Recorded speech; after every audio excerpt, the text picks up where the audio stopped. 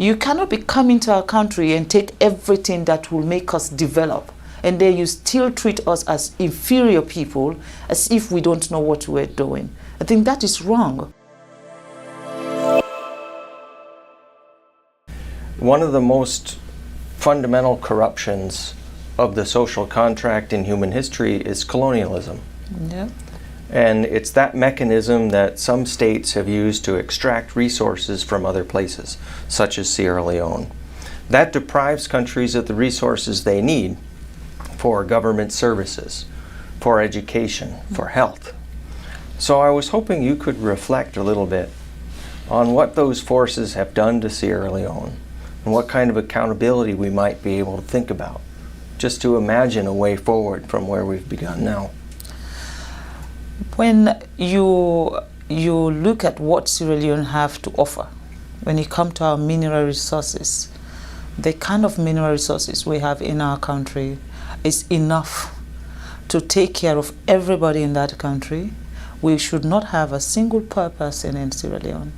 But unfortunately, we are not given the free will to make decisions on our own mineral resources. There's always Big Brother who decides.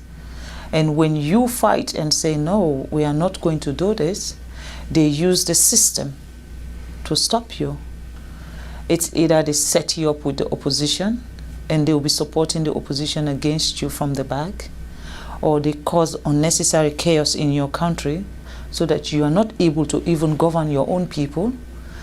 They will do things to make you not to be functionable. And of course, any country that don't have peace cannot develop. You have to have peace before you talk about development. I'll give you a simple example about Sierra Leone. Every mining company that is in Sierra Leone today is owned by a foreigner. Every mining company. If it's not the Chinese, it's the American, it's the British. Our electricity, Bumuna, is run by the British, and we still don't have light. We're looking for light, electricity. If you don't have electricity, how can you talk about education? How can you talk about health facility? How can you talk about improving the infrastructure of your country? We don't have electricity. Now, do we actually even have proper water, pipe-borne water, so that our kids will not be sick? We don't have those facilities. Why? With all the minerals we have, there is a cap you put. Before my husband became the president of Sierra Leone was benefiting, they said, what's the word? 0.000.1%. What is that? Basically, a company can take as much as $100 million out of the country in terms of minerals, and then they can just give the country $10,000. Now, what will $10,000 do for our health system? What does $10,000 do for our educational system? And these are the things I believe that are stopping Africa from progressing. We don't have a say. The sense about us celebrating independence, I don't know why we're celebrating independence, because we are not free. That is my own take. I'm not speaking also on behalf of the government of Sierra Leone, nor am I speaking on behalf of His Excellency the President. I am speaking as Fatima, as a citizen of a country who believes that things need to change. I join you in that sense. I'm Jesse, I'm a person. Fatima is a person. We agree. I see you. I value your perspective, and I want to find a way forward. Right? Neither of us likes the status quo. No. We see women and girls being oppressed. We see patriarchy stronger than ever. And we see colonial forces that persist without accountability. So it's one part to elucidate the problems that come from that. The many sequelae of extraction include inadequate remaining resources to develop as a state, to do all the things that people want to do for themselves. Provide education, provide health care. So I wonder, as we think just as two citizens of the world committed to a better humanity, where do we go from here? Do you have any practical ideas about where we might start? or collective ideas that we might gain support for? I feel Africa, patriotism is very important. You have to love your country to want your country to be a better place.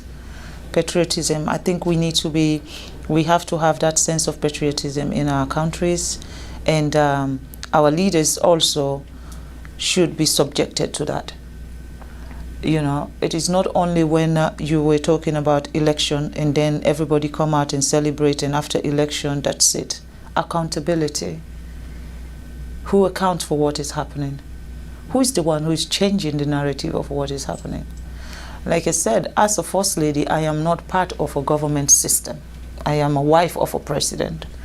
So when I speak on behalf of the people, because I understand what the people are going through. At the end of the day, I'm not being paid salary, and I cannot be fired either. So that's the advantage. That's the advantage of being a First Lady. But I believe that for Africa, what is happening in Africa today, it needs to change, and it needs to change now. There is no time like now, because for Sierra Leone, we now have a president who believe that we cannot wait for other people to come and develop us. We cannot wait for another country to come and prescribe how our country should be run or what we need in our country. You know, this divide and rule, if you're close to China, we will not come to your country. If you're close to America, we will not come to your country. I mean, the fight that is between England, Europe, America, China, Russia is not a Sierra Leone fight. That's not our problem. We're fighting for our daily bread. We're looking to have education, just like America. We're looking to have good health facility. Just like Europe, we're looking to have governance structure where one single person cannot be the dictator of a nation. That's what we're looking for. And in that process, we're going to be allies to everybody who wants us to grow. But if we now align ourselves with someone, and then this other person now feel offended that, oh, you know, I'm coming from China now. I flew in, I've gone around the world to get to Boston, you know. I went to China and then come here. Before here, I went to England and then flew into America. For me, I'm not restricted where I should go or who I should be talking to. I am going around the world to see a country that sees Africa not as not just as an ally of what you'll be getting from us, but a country that sees Sierra Leone as partners and treat us with respect. You cannot be coming to our country and take everything that will make us develop, and then you still treat us as inferior people, as if we don't know what we're doing. I think that is wrong. You know, we're looking for partners that value us. People that will come to our country and say, you know what, this country has suffered enough. They need to grow. We were once the atom of Africa. Every country within sub-Saharan Africa used to come to Sierra Leone for our education. And today, what can we be proud of? We cannot talk about education in Sierra Leone because they've ruined that for us. Everything that has empowered Sierra Leone has been ruined. And now we have a leader who wants to fix everything. There is a problem. In Africa, you should not have a leader that is assertive, a leader that knows what his people want, a leader that wants to change what is happening. The moment you have that, it's everyone's target. And then they find reason to slow you down, they find reason to stop you, and they use that system of corruption. They use corrupt people, they use negative people, they use unpatriotic citizens to come after a government who is doing what is right for a system. I think we need to address those issues. Unfortunately, I don't know I'm very good at name calling, but at the moment, I don't know who I should be screaming at. I wonder, do you see any parallels at the international level? It's like, is there a way that we could reform the UN for greater accountability in the same ways? The United Nation is the United Nation. I don't know how united it is. So I think that's a good answer. Yeah. Yeah. In the United Nations, it's the powerful and most powerful who survive. That's my take. For a country like Sierra Leone,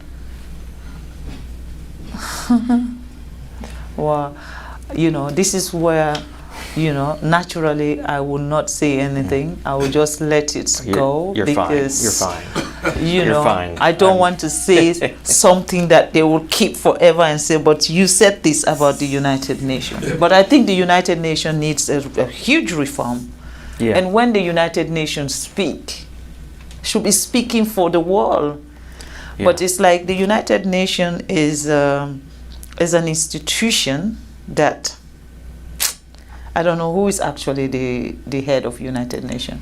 So I know this is in a difficult spot for you, and I'll just say it for myself as a citizen. Like, the United Nations and their specialized agencies, they all have governance structures that privilege some nations over others. I think we should be able to talk about that openly, and then we can talk about what to do about it. So in the United Nations in New York, there's the Security Council. Those are allies of the Second World War. Like, everybody should know this. Everyone should be able to say this. And everyone should be able to say that the time of that is over. We need to think about how to make governance more democratic. How do you get toward one person, one vote? How do you get toward the autonomy of individual countries? How do you get toward good participation, strong accountability, and then responsibilities for people? I think the way you've started on working on reform for women and girls is a template that can be followed for many other issues. Do you think of what a next one might be? I mean, one of the most serious issues I have with the United Nations is the fact that Africa is not part of the Security Council. We're talking about 54 countries, I'm sorry. 54 countries, a whole continent does not have one person representing Africa when it comes to decision making at the Security Council.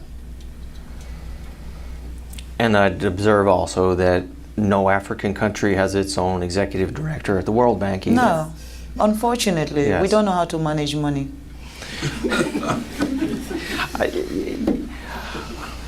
I think I'll have to disagree with you. And what do you want me to say? Because if that is the perception since the beginning of, you know, every time an African come forward for something that they have to be a decision maker for the world, not just Africa, it's just not possible. I understand. So what can I say?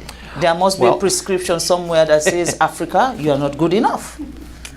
Well, it might be revolutionary, but I'm going to say it right here. Africans should be in charge of Africa. I believe that also that Africans' issue can only be enhanced when Africans decide to do that. They should not allow another person to give them a prescription of how Africa should look like or what we need in our Africa, because we know what we need in our Africa. No one will know that better than us. And I think the UN should see Africa as partners. And the United Nations, definitely, you cannot have 7 countries vetoing everything. When it comes to Africa issue, it is those 7 countries. Who are the countries that are actually exploiting Africa? They're the ones who have the veto power to make decision on anything that has to do with Africa. So for me, I think that is wrong. And that is one thing the president of Sierra Leone has campaigned for. And this year, Sierra Leone is now a non-permanent member at the United Nations. But yet still, we don't have a veto power. But we're there. At least we are getting closer. And in these 2 years, our mission is to get the United Nations to see Africa not as one country. Because that's the mistake they do. When you say I'm from Africa, they say, oh, you're from Nigeria. I said, no, Nigeria is one country in Africa. You know, we have 54 countries in Africa. So see us as a continent that also, what we offer to the world, Europe does not have it. What Africa gives to the world, Europe don't have it, America don't have it, Asia don't have it. Because we are not mining in China, we are not doing any mining in America or mining in Europe. But they're doing it in every part of Africa. Not just Sierra Leone, go to Democratic Republic of Congo, go to Botswana, go to Angola, go everywhere there is mineral resources. It is the West and the Chinese who are there. Do you have any ideas? What should somebody do tomorrow? What would we recommend to the students at our school or the people on the streets? I think people who, let me speak for Africa. When you come to Africa, ask me what is it that I want. If you ask me what food do you want to eat, I'll tell you I want to eat rice. But then if you come to Africa and bring me spaghetti and said I want you to eat spaghetti, that you're imposing on me. With everything that we have in Africa, for all the people or all the organizations or all the companies that are coming to take from us, for once, see us as partners. For once, treat us with respect. And then help us develop. Because when we're developed, doesn't mean you will not do your mining. It just means you'll be changing lives and changing lives in a positive way. So by depriving us that development, by depriving us that opportunity for us to be able to be self-sufficient, for me, that is what is wrong. And that is why I am not able to stay silent.